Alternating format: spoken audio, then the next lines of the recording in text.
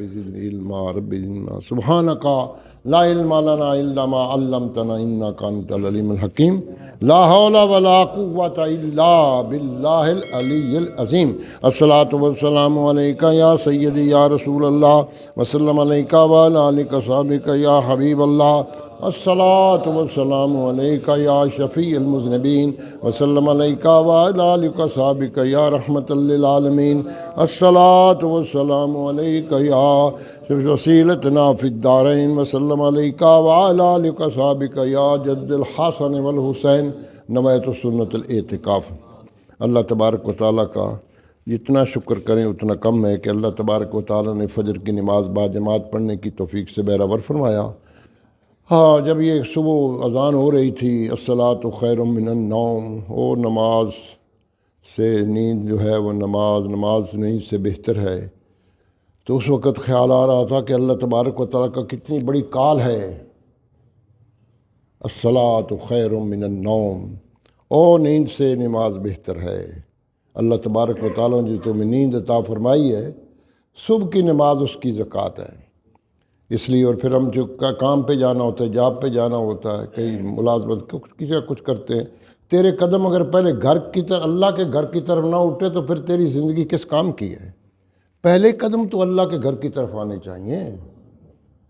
یہ اتنی حسین بات ہے اور اتنی لطیف بات ہے کہ اس پہ عمل کرنے سے پتہ نہیں آپ کو کیا کیا سعادتیں حاصل ہوتی ہیں، اور جب دن کا آغاز اچھا ہو جاتا ہے، وہ کام اچھا جس کا آغاز اچھا، تو آغاز جب اللہ کے نام سے ہوگا تو پھر انشاءاللہ رات تک اللہ تبارک و تعالیٰ اپنی رحمتوں کی برسات برساتے رہتے ہیں کہ یہ بندہ پہلے میرے گھر میں آیا ہے۔ اس لیے اس بات کو خود بھی نوٹ کریں اور اپنے گھر والوں کو جگا کر آئیں، گھر والے سوئے نہ رہیں۔ حضور صلی اللہ علیہ وسلم اپنے گھروں کو جگایا کرتے تھے۔ کئی لوگ کہتے ہیں وہ فجر کی وہ حضور سے بڑے آرام سے قدم رکھتے تھے تاکہ ان کی نیند اس بار آپ کو اس بات کا پتہ ہے۔ ہم جب حدیث کو پورے پس منظر میں دیکھتے ہیں پھر پتہ چلتا ہے۔ جیسے جی وہ آپ جماعت لمبی کرا رہے ہو، وہ ایک صحابی نے جماعت لمبی کرائی تھی، حضور صلی اللہ علیہ وسلم نے ٹوکا روکا، یہ آپ ایسے کہہ کرتے، انہوں نے پوری سورۃ بقرہ پڑھی تھی، پھر آپ نے روکا ہے۔ یہ نہیں روکا کہ جیسے مرضی کا بھائی کہ فقر و ما تیسر میں، ہم جتنا قرآن پڑھتے نماز ہو جاتی ہے، نماز ہو جاتی ہے لیکن نماز کا حسن جو ہے وہ نہیں رہتا، اذان اس کی زینت نہیں رہتی۔ اس لیے جیسے حضور صلی اللہ علیہ وسلم اور صبح کی نماز میں آپ نے سورۃ دار پوری پڑھی ایک رکعت میں، اور ایک میں سجدہ پڑھی ہے، یہ بتا کے کم از کم اتنا تو پڑھو، 20 40 60 ایتیں پڑھی جا سکتی برسد۔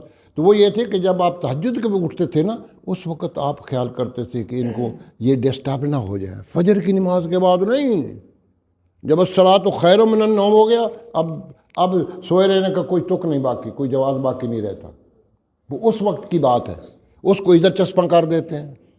اس لیے حدیث جو بھی حدیث ہو آپ پڑھیں گے تو بعض اوقات آپ یار یہ حدیث کیسی آ گئی ہے، تو بڑا مجھے تو اس پر اعتبار ہی نہیں ایسا نہ کہا کریں، اس کی مجھے سمجھ نہیں آ رہی، حدیث پکی ہے۔ یہ ہمیشہ رکھے کہ قرآن کی کسی آیت کی سمجھ نہیں آ رہی، قرآن مجید کی کسی آیت کی، حدیث مقدسہ کو سمجھ نہیں آ رہی، تو یہ سمجھے کہ تمہاری سمجھ میں فرق ہے، ان فرمان میں کوئی شک و شبہ نہیں۔ آج اللہ تبارک تعالیٰ، پہلے میں ترجمہ پڑھ رہا تھا تو پیر کرم شاہ صاحب غریق رحمت کرے فلا اللہ کہا کہ مجھے ترجمہ کوئی ایسا نہیں مل رہا تھا جو مجھے یعنی جت جاتا اور مجھے پتہ چل جاتا کہ اس کا کیا مطلب ہے۔ سبحان اللہ، انہوں نے فلا اللہ کا ترجمہ کیا ہو، سبحان اللہ ایسا ترجمہ کر دیا کہ میرا سارا مسئلہ ہی حل ہو گیا۔ اللہ اکبر، اللہ یہاں شروع ہو رہا ہے فلا اللہ کا تاکروں، بس آپ کو کیا ہو گیا، یہ کیسے ہو سکتا ہے؟ فلا اللہ کا ترجمہ، باقی نے یہ ترجمہ ایسا نہیں کیا، حضرت صاحب نے ترجمہ کیا ہے، تو کیا جو وہی تمہاری طرف ہوتی ہے، انہوں نے یہ ترجمہ کیا ہے فلا اللہ کا کہ جو وہی تمہاری طرف ہوتی ہے۔ لیکن پیرسن یہ کیسے ہو سکتا ہے، اور خوبصورت ہے، یہ کیسے ہو سکتا ہے، یہ ناممکن بات ہے۔ تارکم فلا اللہ کا تارکم بعد ما یوحی الیک، کہ وہ وہی جو آپ کی اللہ تبارک و تعالیٰ نے آپ کی طرف نازل کی ہے، یہ کیسے ہو سکتا ہے کہ آپ اس کو چھوڑ دیں؟ یہ ناممکن ہے۔ کیا بات ہے، کیا ترجمہ کیا ہے۔ ہاں، یہ کیسے ہو سکتا ہے کہ حضور صلی اللہ علیہ وسلم، اے میرے محبوب، آپ اس وحی کو چھوڑ دیں جو آپ کی طرف اللہ نے نازل فرمائی ہے، وَضَائِقٌ بِهِ صَدْرُكَ، اور آپ کا دل اس سے تنگ آ جائے، یہ نہیں ہو سکتا۔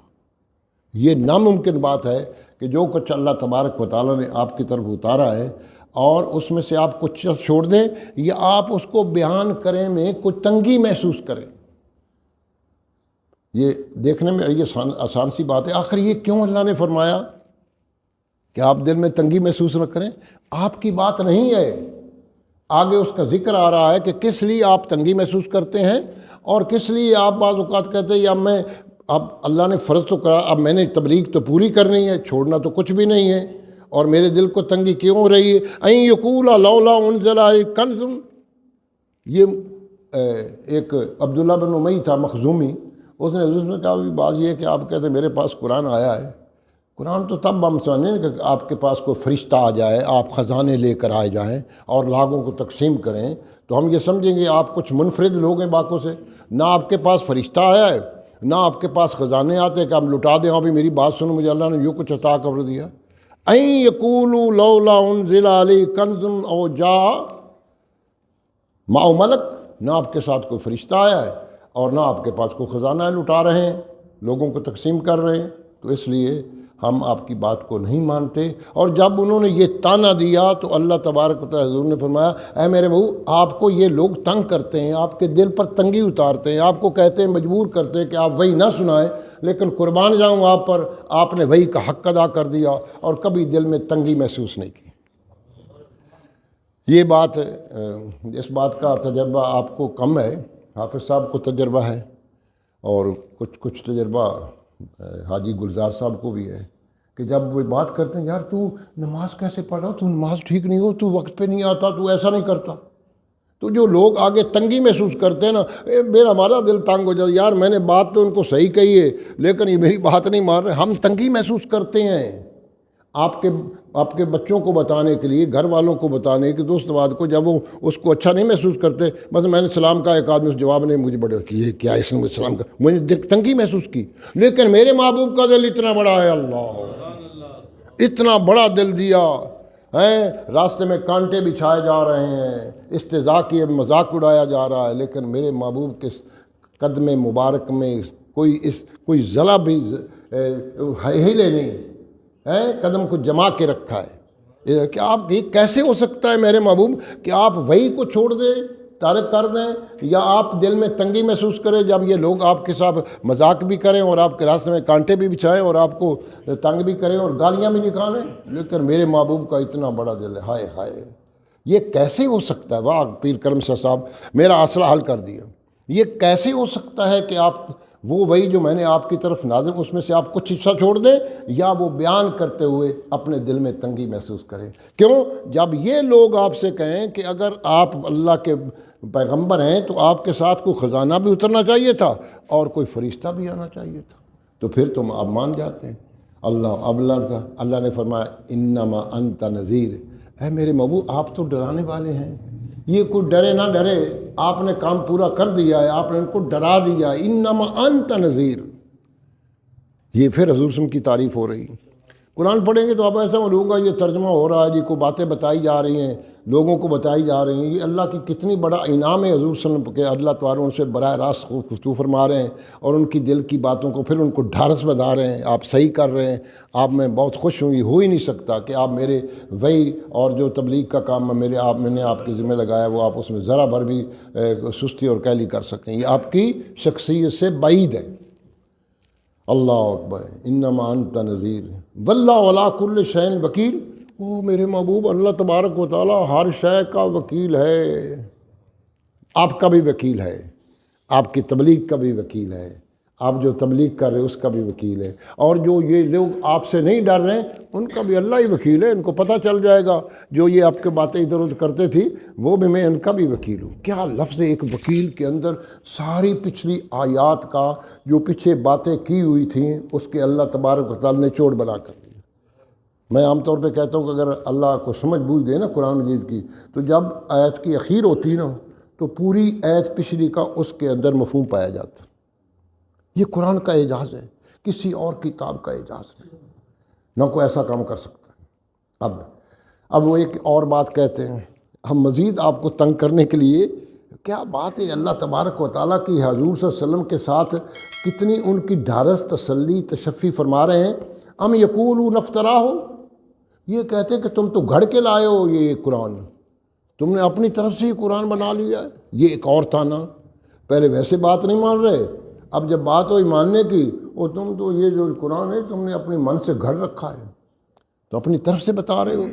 اگر ہوتا تو کفرشتہ ساتھ آتا، دولت کے انبار لگ جاتے، ہمیں آپ دیتے، ہم کہتے بھی ٹھیک ہے آپ کی بات درست ہے، کیونکہ لوگ بڑے لالچی ہوتے.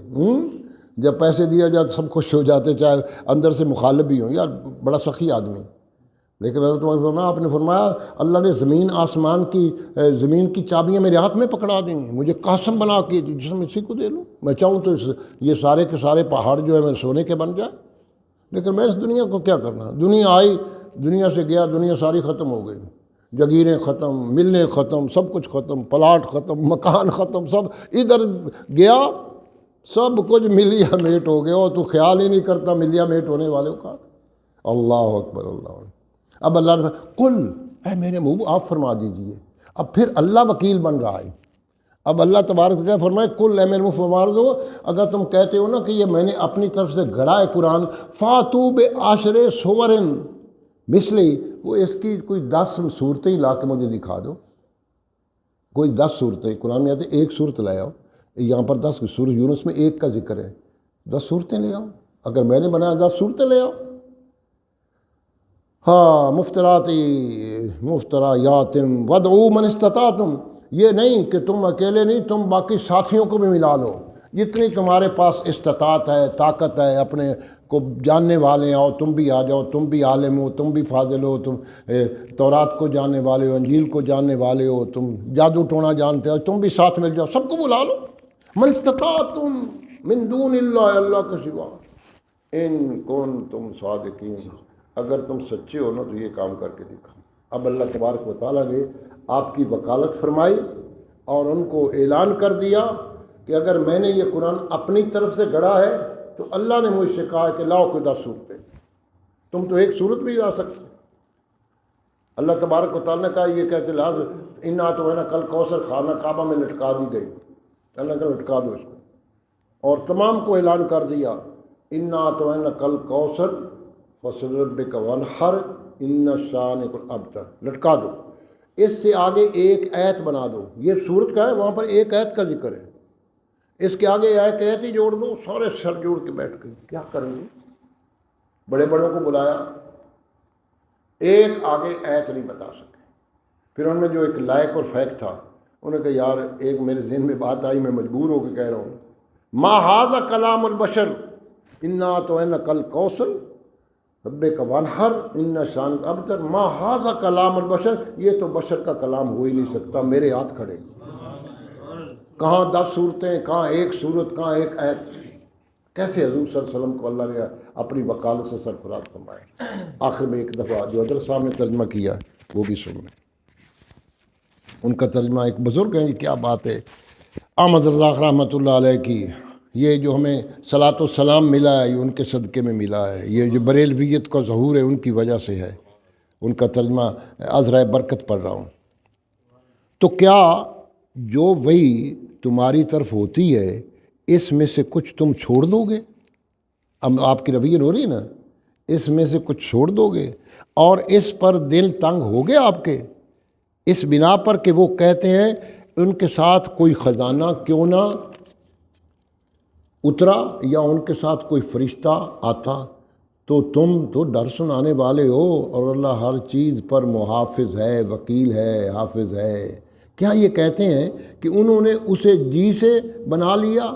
تم فرماؤ یعنی من کہ تم ایسی بنائی ہوئی 10 صورتیں لے آؤ اور اللہ کے سوا جو مل سکیں سب کو بلا لو اگر تم سچے ہو.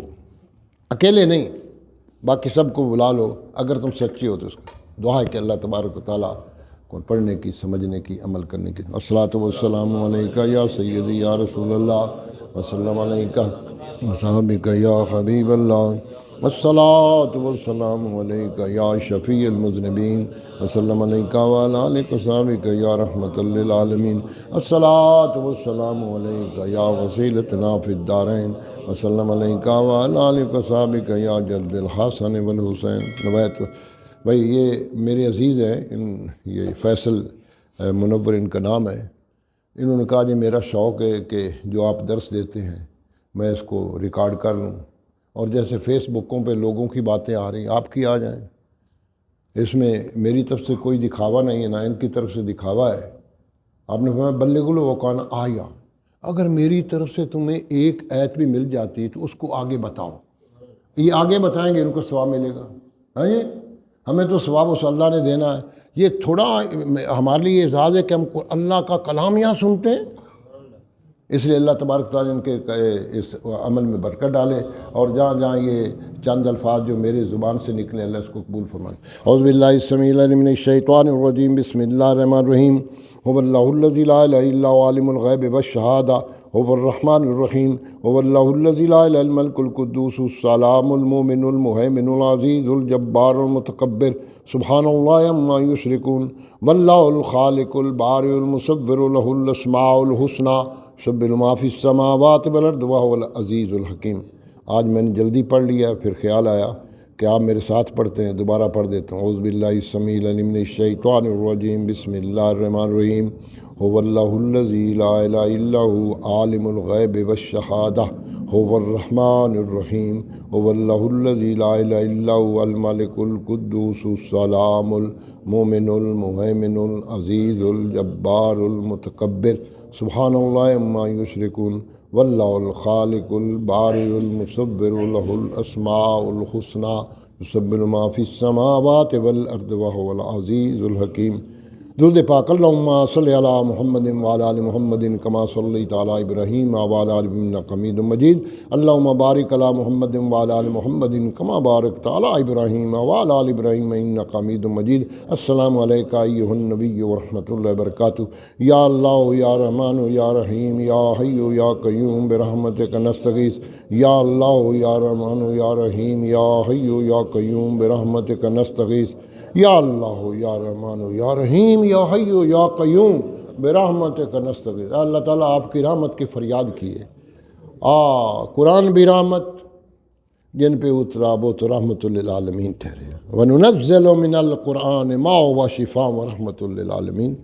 رحمت کا سوال کیے یا الہی ہماری اس مجلس کو اپنے رحمت کے سائبان میں ہمیشہ رکھنا، ہمارے محلے کو، ہمارے ملک کو، سارے عالم اسلام کو اپنی رحمت کے سائبان کے نیچے رکھنا۔ جو کچھ پڑھا گا اپنی بارگاہ میں قبول و منظور فرمائیں۔ اپنے محبوب کریم رؤوف الرحیم صلی اللہ علیہ وسلم کے دربار گورمار میں ہدیتیں پیش کرتے۔ اللہ اکبر، یہ ہماری سعادت، یہ ہماری سعادت، ہمارے سب کے نام حضور صلی اللہ علیہ وسلم کی بارگاہ میں جائیں گے، اور جن کا ذکر کر رہے سب کو ہمارا نام بتایا جائے گا۔ جو کچھ انبیاء السلام، صحابہ کرام، صحابیات، اہل بیت ازواج پاک، اولاد پاک، حضور کے والدین کریمین طیبین کو، شہداء بدر و حنین، شہداء کربلا، شہداء اسلام رضی اللہ تعالیٰ اجمعین، علماء کرام، اولیاء اعظام رحمۃ اللہ اجمعین، حضور کی ساری امت مرحومہ کو، خاص طور پہ جو لوگ یہاں بیٹھے ان کے جتنے پیارے دنیا سے گئے، یا پیارے بھی گئے اور کچھ سہارے بھی گئے۔ والدین بہت بڑا سہارا ہوتا ہے، یعنی ان کی قبر کو جنت کے باغوں میں ایک باغ بنا دے، ٹھنڈا کر دے محترم۔ سب بیماروں کو شفائے عاجلہ کاملہ، سب بیماروں کو شفائے عاجلہ، سب بے گھروں کو گھر، سب بے اولادوں کو اولاد نینہ اور صالح اولاد عطا فرما، قرض داروں کے قرضے دور فرما دے یا الہی۔ جو اپنے معاملات میں یا پریشان ہیں، آپ کو ان کے سب معاملات کا، ہمیں تو اب پتہ ہے نا جو اب ہمارے معاملات ہیں، یا اللہ آپ کو تو توڑ تک پتہ ہے، موت تک بھی اور موت کے بعد اگلے سارے معاملات کا پتہ، سب آپ کے سپرد کرتے میرے مولا، سب آپ کے سپرد کرتے، سب آپ کے سپرد کرتے، آپ کے سپرد کرتے۔ پاکستان کا امن سلامتی خوشحالی کا گہوارہ، اس ملک پاکستان میں وسلم کا نظام نافذ، عالم اسلام کی خیر، اول خیر، آخر خیر، ظاہر خیر، باطن خیر۔ ربنا آتنا فی الدنیا حسنہ فی الآخرۃ حسنہ وقنا عذاب النار۔ ربنا تقبل منا انك انت السميع العليم وتب علينا انك انت التواب الرحيم سبحان ربك رب العزة عما يصفون وسلام على المرسلين والحمد لله رب العالمين وصلى الله تعالى على حبيبه محمد وآله وصحبه اجمعين برحمتك.